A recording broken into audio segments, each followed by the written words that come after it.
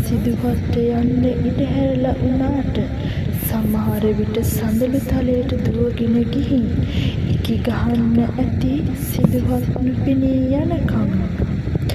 ආපසු හැරිලා නොබලපු නිසා සිදුහත්ට නොපෙනුනාට චන්නයි කන්තකයි දෙන්නම දකින්න නැති ඒ දරාගත් යශෝධරාවගේ පින්වන්ත මුහුණ.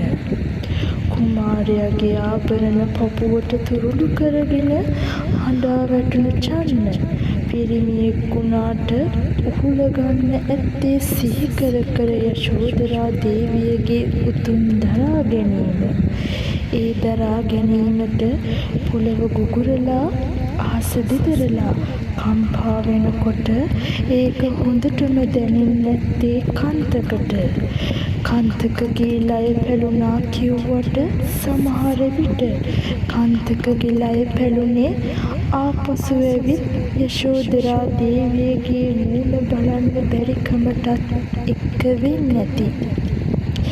එදා යශෝධරාව රළු ආහාර වැළඳුවේ පඳු පාට ඇඳුම් ඇන්දේ.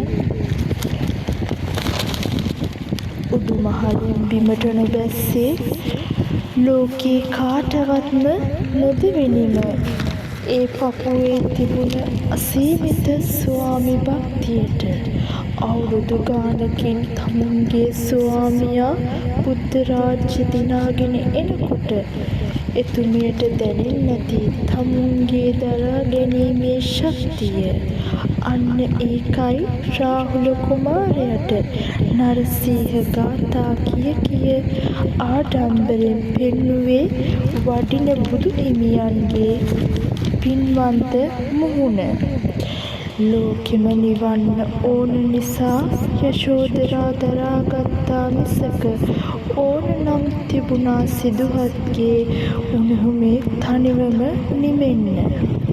එකම එක කඳුලක් හරි හෙළුවා නම් එදා යශෝධරා සිදුහත්ට පේන්න.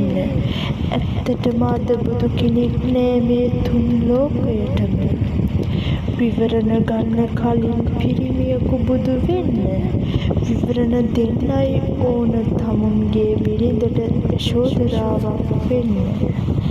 ගැහැණුන්ගේ කඳුළු වලට හේතු දුන්නෙම පිරිමි වුණාට පිරිමින්ට දිනන්න රජ වෙන්න බුදු වෙන්න හේතු දුන්නෙම ගැහැණුන්ගේ අසීමිත දරා ගැනීම.